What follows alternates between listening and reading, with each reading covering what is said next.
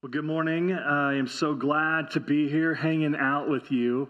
As I was thinking about this message for today, I've just been thinking a lot about this idea that you and I are a searching type of people. There's some Purdue fans in the room. They're just searching for an offensive call, right?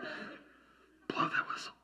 Now, let's make fun of some IU people and make your pain a little bit more tolerable. IU's just searching for somebody to say yes to their basketball team. And then for me, I'm just searching for one person to join me in rooting for Duke. And I have not found that person. But if you want, call me. We'll hang out. It'll be awesome. I want to take you on a journey of remembering some of my favorite random memories of searching for something when I was growing up. On Sunday mornings, I would go out to the driveway and I would get the Cincinnati Enquirer, and that was a newspaper. Has anybody in this room ever gone out to get a newspaper before? Like, it just seems so crazy how long ago that was. And I would get the newspaper, I would take it and put it on my kitchen table, and then I would begin searching for the comics. And I would grab the comics and I would pull that out and I would set it down, and then I would start searching for my favorite ones. Calvin and Hobbes was number one. Always had to read that one first. Then I would look for Garfield and read that. And because my dad liked Dilbert, I would find Dilbert and read it, even though the jokes didn't make any sense to me. And then I would look for the ads. And I would pull out like the Sears catalog. I would pull out the Best Buy, and I would look at all of these amazing things that my dad would never buy for me. And so, like, it was just a heartbreaking thing. We're kind of at the end of winter, so maybe we can just fondly look back at some winter memories. I remember waking up at 6 a.m., running downstairs to our television, turning on Channel 12 News, and watching the ticker at the bottom for my school to figure out if we were going to have a 2-hour delay or if we were going to be off of school. I went to a school in Cincinnati called Northwest School District. That was our district. And I just remember just the gut punch of pain when you turn on the TV and the first school that pops up is Oak Hills. And you're like, dang it. I've got to go through the entire alphabet again just to figure out if I'm going to have school or not. And you get all the way to the ends, and then my school didn't even show up, and just the pain of having to go back. Now, for some of you, this is the dark ages where we didn't have internet or text message blasts to let us know that school was going to be canceled. Stay with me in like the best decade ever, the 90s. And do you remember searching for a radio station where you had your box and you were turning the knob and you're adjusting the antenna? Some of you young guys are just like, what is going on up here? And when you find the right radio station because you were searching for Casey Kasem's Top 40, and when you get to Casey's Top 40, you then begin searching for the next best song to add to your literal cassette mixtape where you're hitting record and just like, yes, here we go. We are searching kind of people. We search for all types of things. We search for the right parking spot, not the closest. Okay, I think there's some confusion out there. There's a right one and there's a closest. They're not always the same. Sometimes you're searching for the right dinner to make for the family that is going to require one meal and not 3 different meals for all of the kids that are in your house. My buddy Bill, he was walking out at Raccoon Lake where the water was drained, and he was searching for some new spots to go fishing. And sometimes, like when you're on a search, what you're originally seeking out is actually not what the search was all about. And for Bill, he's walking out on these sand beds looking for these spots, marking them so he can come back with his boat when the water comes back up. And Bill sees in the sand a Red Bull. And all of a sudden, this search that was meant for fish has told him that the search is now for thirst. Now, no normal person would take that and drink from it, but Bill is not a normal person. And he consumed that Red Bull and just enjoyed it. God provided. We are a searching people. Have you ever been on the hunt for maybe the best tenderloin sandwich? For me, I have been to the highest mountain and I have experienced the best sushi roll ever. It is in California, though, and I have been searching ever since for the next best roll of sushi. We search for everything. We search for lost keys, incredible vacations, a new job, our life's partner, a new TV show. We search for the next adventure, someone who will love us, our life's meaning. We search for happiness. We search for satisfaction. In May of 1987, these words were released that echo our heart's restlessness in this world that we live in. It says, I have climbed the highest mountains. I have run through the fields. I have crawled. I have scaled these city walls, but I still haven't found what I'm looking for.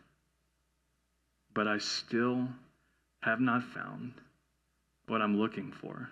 In Luke chapter 15, Jesus gathers some people around him. And it says at the beginning of the chapter, it says that there are sinners and tax collectors that join Jesus. And these sinners and these tax collectors were really viewed as a scandalous group of people. Not really great. Like, if you're going to come and try and date one of my daughters, you better have a Red Bull from the bottom of a lake, because I'm going to punch you, kind of like bad, like, reputation. And so, like, these people come to Jesus and they gather to listen to him speak. But why are they there? It's kind of a judgy question, I get it. But why are they there? And I think that the reason that they are there is not because they were looking for some salvation. They weren't looking for forgiveness of sins in that moment. They did not understand that that was what Jesus' ministry was all about. They needed something more immediate. They needed something that they could experience right there in that moment. Luke's gospel is full of this beautiful paradox of the Son of God who has left heaven, who has come to earth, welcoming and joining in with people that no one else would ever want to associate with. In Luke chapter 5, we see that Jesus was ambushed by a man with leprosy. And in this ambushing, this man was coming to Jesus and he was asking him to heal him. He was asking for his skin disease to be taken away from his body. But what this man with leprosy was also experiencing was not just a skin disease, but he was also experiencing loneliness. He was experiencing isolation. He was experiencing no physical contact with the outside world. And so while he comes to Jesus asking for this physical healing, I think that deep down inside he knew that there was something deeper that he needed to be released from. And so Jesus in that moment reaches out and he touches him. And in that moment of touching, he takes away this disease, but he also restores this man's dignity. He restores this man's status in this community.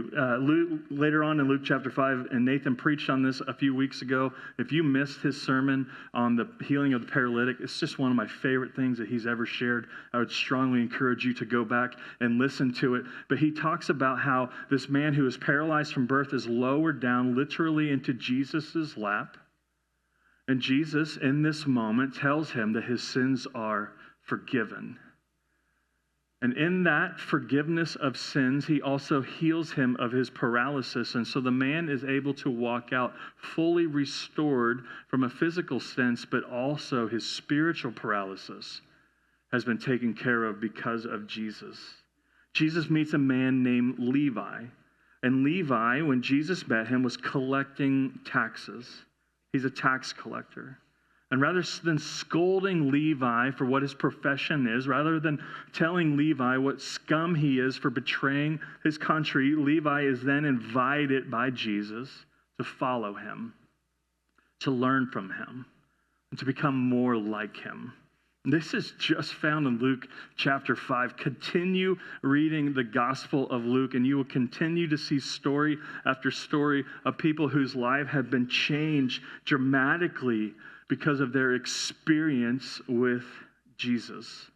And so when a group of sinners and tax collectors gather around Jesus, they believe that he has more to offer them because they are searching for more than what life is giving them.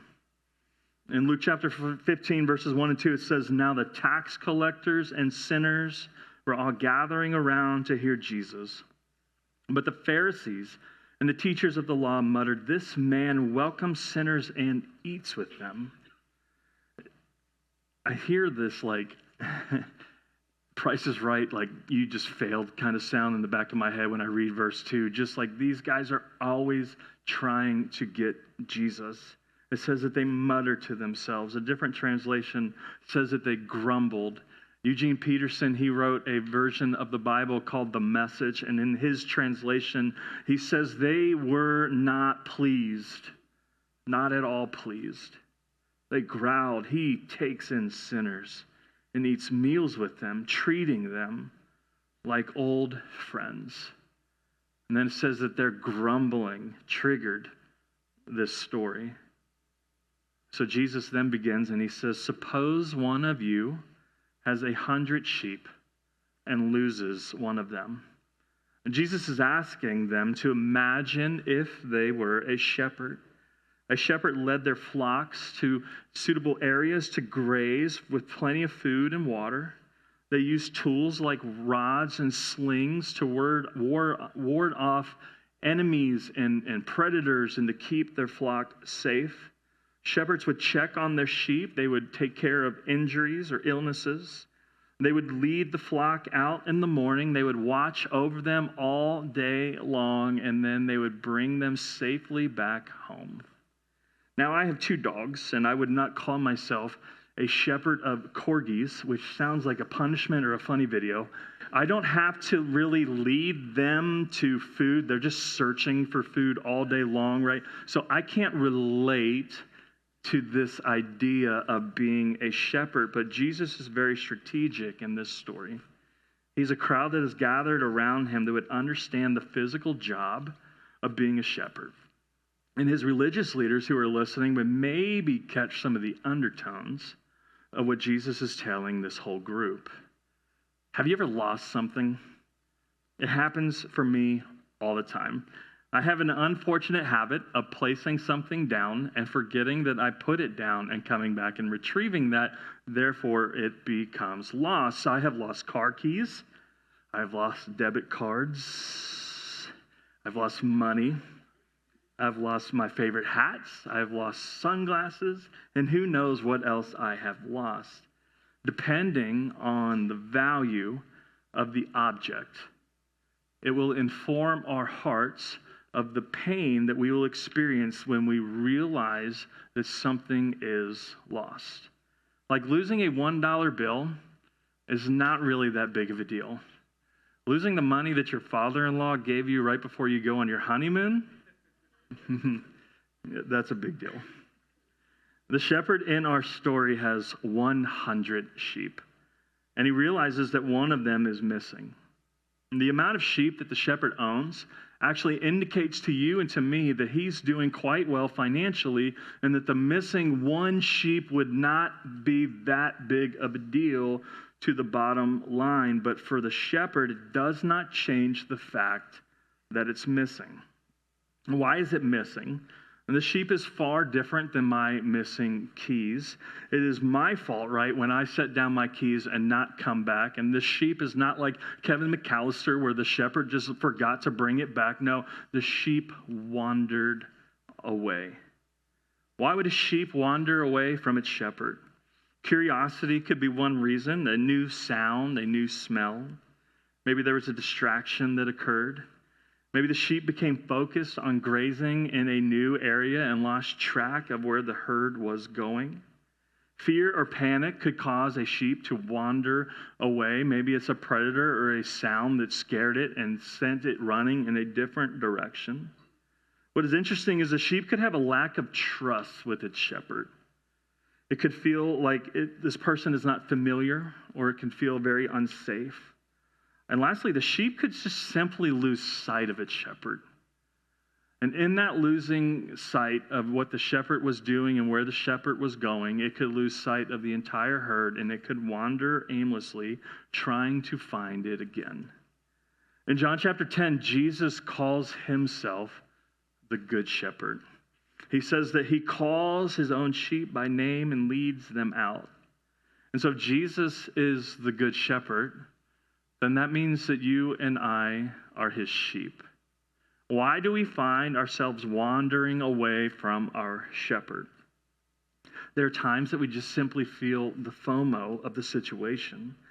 We feel like there is something better, or we feel like we will miss out on something. And so we tend to focus on this what if, and then all of our attention goes to that area. We could call it curiosity. There's a better experience waiting to be had. There's more meaning waiting to be found somewhere else. The pleasure that I am seeking is not being fulfilled here where I am at right now. Or maybe it's I have no purpose here, and I will find it somewhere else. You and I can also feel or find ourselves wandering away from our shepherd because of fear. What is it in this life that causes you fear? Are the relationships that you have in your life creating fear and anxiety? Is your career or future creating fear? Maybe it's your health. Or maybe it's the health of somebody that you are caretaking for that causes just an absolute pit in your stomach. Do things outside of your control create fear in your heart? Are you afraid of how people view you, think about you, or judge you? Fear in our lives creates a sense of urgency and mental chaos that makes it hard to be still. It makes it difficult to pray. It makes us difficult to focus on God's presence.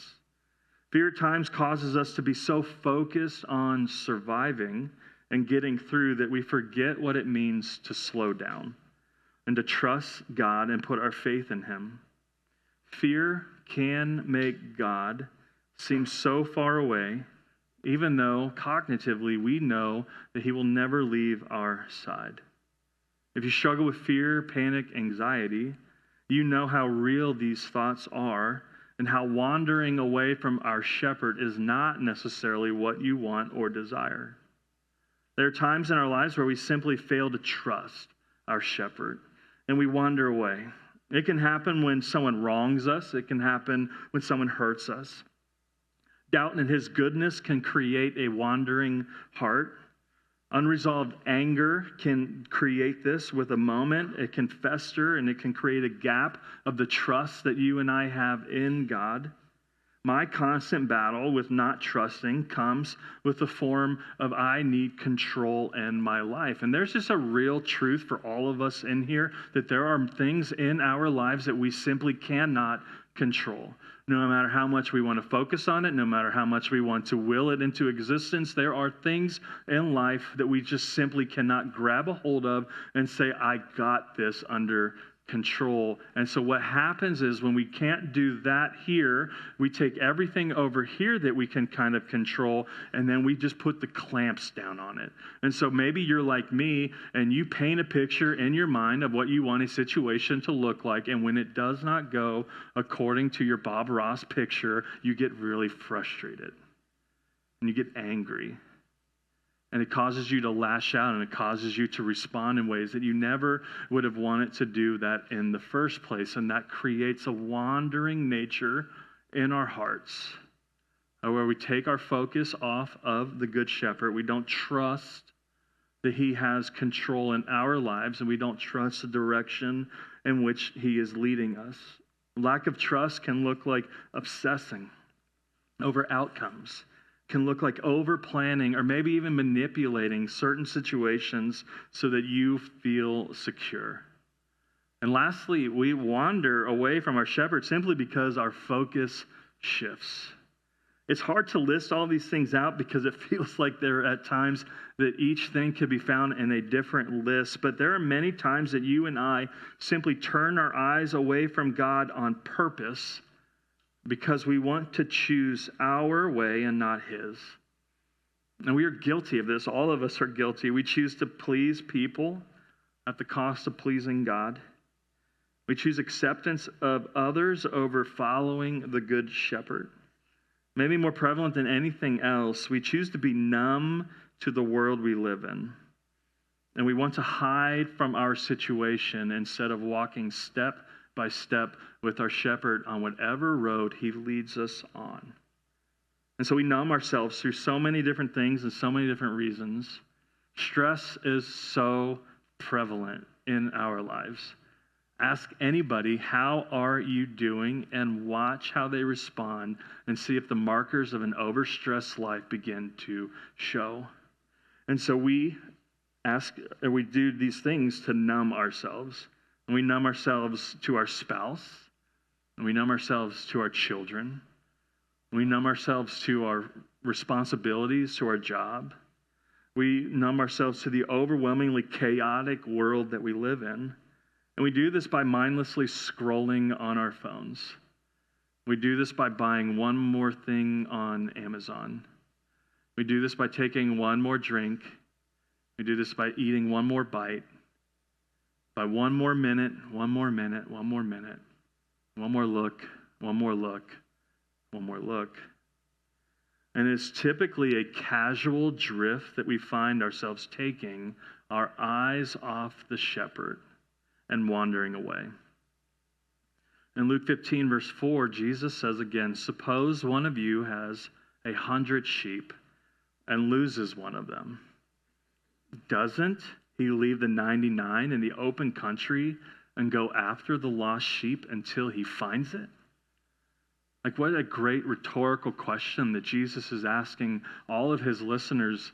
Like, this is the most no-duh statement that he could have ever shared. Does not the shepherd, when he realizes that the one is missing from the 99, leave all 99 behind so that he can go and find the one? And who is the most benefactory person in this scenario? It is the one lost sheep, because depending on the value of the object that you have lost will inform your heart of the pain that you experience when you realize that it is missing.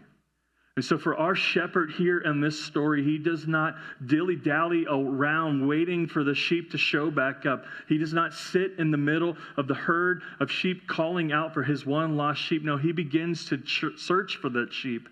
He goes to the highest of mountains. He goes into the deepest of valleys. He looks into every single briar patch and every cluster of trees until he can find the sheep that he is missing. And God tells us what kind of shepherd he is in the book of Ezekiel. In Ezekiel chapter 34, God says that he will search for his sheep. He will rescue them from all the places that they have been scattered. He says, I will seek the lost and I will bring back the strayed. I will bind up the injured and I will strengthen the weak. He says, I will rescue my flock. They shall no longer be a prey. The search is relentless. The shepherd cannot allow himself to rest until the lost has been found. Have you ever been lost before? I've camped a lot growing up. I was in the Boy Scouts, and so there was like many different times that I was out camping with my friends. And all of those times, I'm sure there was a moment where I wandered from a trail, where we got maybe behind something, or we just didn't know where we were. But I'd never felt fear in those moments because I always knew adults were around. But there was a time where I did a mission trip to Mexico. And so me and a friend, we flew from Fresno, California, where I was living at the time, and we flew into a town called Aguas Caliente, which means hot water, in case you were wondering. I am very bilingual. And so we get to this place, and then we drive 12 hours into the Sierra Madre Mountains. And in this journey, about hour number 10, I'll never forget the sound that I heard. I will never forget the look on the driver's face when we stopped the car. We realized something was wrong. We get out of the van. We look underneath the van, and oil is flowing like a waterfall. And apparently, a rock shattered the oil pan. which if you know anything about cars, I guess that's a bad thing. And so we then are just in a huge bind because we were 2 hours away from the last sign of any type of civilization. We were 2 hours away from this remote tribe of people that we were going to go visit. And we had nothing. And so we decided amongst ourselves that 3 would go from the van and they would begin walking to the village, and that I and another guy that we had met on the trip were going to stay at the van, and then we just waited. And the amount of lostness that I felt was staggering. Everywhere I looked, I could not find a single cell phone tower. There was no 7-Eleven. There was no hope of just magically being found. And so eventually nighttime came. It was cold outside. We got in this Ford Aerostar van, and I just remember falling asleep. And I was awoken in the middle of the night by these bright, shining headlights. And as it came up this hill and it leveled out, it shone right into our van. And I remember being wakened up and never feeling so happy and excited in my life because we had been found. We had been rescued. See, the crazy thing about this lost sheep is the lost sheep cannot find itself. It cannot unlost itself. It had to be found. It had to be rescued. And this question, does not the shepherd leave the 99 and go looking for the one, reveals to us the heart that God has always had for his people. God is in the business of seeking those that are lost and who have wandered away.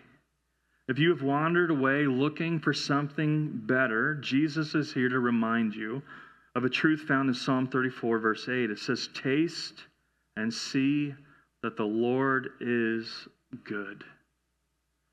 We long for better things all the time.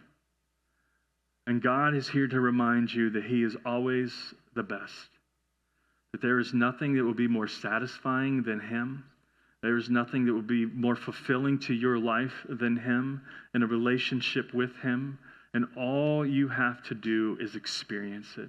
All you have to do is take that step of saying, yes, Lord, this is what I want. You are what I want. If you've ever wandered away because of fear that you hold in your life, it's just so great. Jesus is here to remind you in Psalm 139. It says, where can I go from your spirit? Where can I flee from your presence? If I go up to the heavens, you are there. If I make my bed in the depths, you are there. If I rise on the wings of the dawn, if I settle on the far side of the sea, even there your hand will guide me. Your right hand will hold me fast. If I say, surely the darkness will hide me and the light will become night all around me, even the darkness will not be dark to you. The night will shine like the day, for the darkness is as light to you. If you're here today and you feel like you have wandered away, or you are currently wandering away because there's just an immense amount of fear and anxiety in your life, God is here to remind you that there is no place that you can go where he is not already there waiting for you. That he welcomes you in that darkness, and in that darkness he wants to shine a light that is so bright it'll give you hope. It'll give you peace. It'll give you a belief that he is there and that he will guide you through whatever it is that you are going through. If you find yourself wandering because you're struggling, trusting God, these words in Isaiah are good for you. It says, God will keep you in perfect peace. Those whose minds are steadfast because they trust you. If you've experienced a lack of trust with somebody else, you know that a lack of peace is always close behind. And so God is here to remind you that in this moment where you may lack trust with him, that he wants to give you that trust because he wants you to experience peace in your life. And so as you are wandering, as you were struggling, as you were thinking through this, may you just begin to ask God in this very simple prayer, God, will you give me peace? Will you help me see you? Will you help me trust you? Will you show me steps that I can take to gain that trust, to believe in you a little bit more? And may peace just begin to overwhelm me in my life. And lastly, sometimes we wander because we've taken our eyes off of Jesus. And Psalm 121 says, I lift my eyes to the mountains. Where does my help come from? My help comes from the Lord, the maker of heaven and earth. And if you've wandered away because you've just simply taken your eyes off of Jesus, he's here to remind you that he is the only help that ever will be satisfying to you, that ever will take you to the right destination and the location that you are wanting to go in your life. Because I would imagine that the things that we have been putting our eyes on are not solving our problems.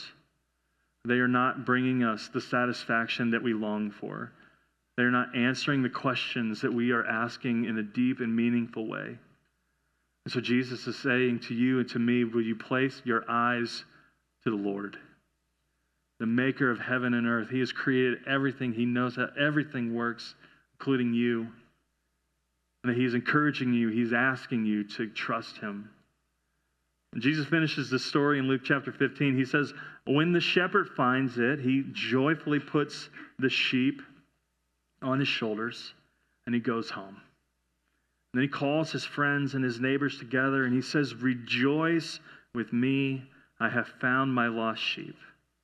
I tell you that in the same way there will be more rejoicing in heaven over one sinner who repents than over 99 righteous persons who do not need to repent. Every time I read this, I just wonder who the 99 are, because I know that I am not. I know that in my life that I am the one who is in desperate need of repentance, who is in desperate need of continuing to turn my eyes back to Jesus, to give myself back to him when I wander and I stray away. When I trust worldly things, when I trust my thoughts and emotions that sometimes lead me in places that they really shouldn't, I am the one. And I think that if you were being honest with yourself, that you would recognize that you are that one also. And what is amazing about the ending of this passage is that Jesus talks about a party. He talks about a celebration. He talks about such rejoicing that takes place when the one has been found. And so, friends, if you have wandered away, you've said yes to Jesus, but you find yourself in a place where you just can't see him any longer, may I encourage you during this next time of worship, is that you would just place your hand in the air and you would just say, Jesus, I need you. Jesus, I need you to come rescue me. Jesus, I have turned to this and it is not solving my problems. I need you to save me. God, I have turned my heart in a direction that is far from you. Will you help guide me back to your path? And that is for you, friends, that have said yes to Jesus, but you feel right now in your heart that you're just kind of wandering away. But for those of you who have never said yes to Jesus, you get actually the most beautiful part of this story. And the most beautiful part is the shepherd reaches down and he picks up the sheep that is hopeless, that is lost, that has no chance of finding the herd on its own. And he picks it up and he joyfully puts it on its shoulders. And he carries it all the way back home. And what an incredibly beautiful image of our good shepherd who has taken your sins and my sins, and he has joyfully put them on his shoulders so that you do not have to carry that punishment and you do not have to carry that shame any longer. And friends, if you have never said yes to this incredible shepherd who loves you, who has died for you, who wants to give you an incredibly new life that is far better than anything you could ever imagine, will you say yes to him today? You can say yes, you can scan this QR code and we will reach out to you, or I will be in the back against that wall and would love to have a conversation with you. So right now I'm going to ask you to stand with me. And as you are praying alongside of me at the end of this message, I ask that you would continue that conversation with the Lord. And that you would ask him to just remind you of how loved you are because of what Jesus has done for you in your life. Let's pray. God, we love you.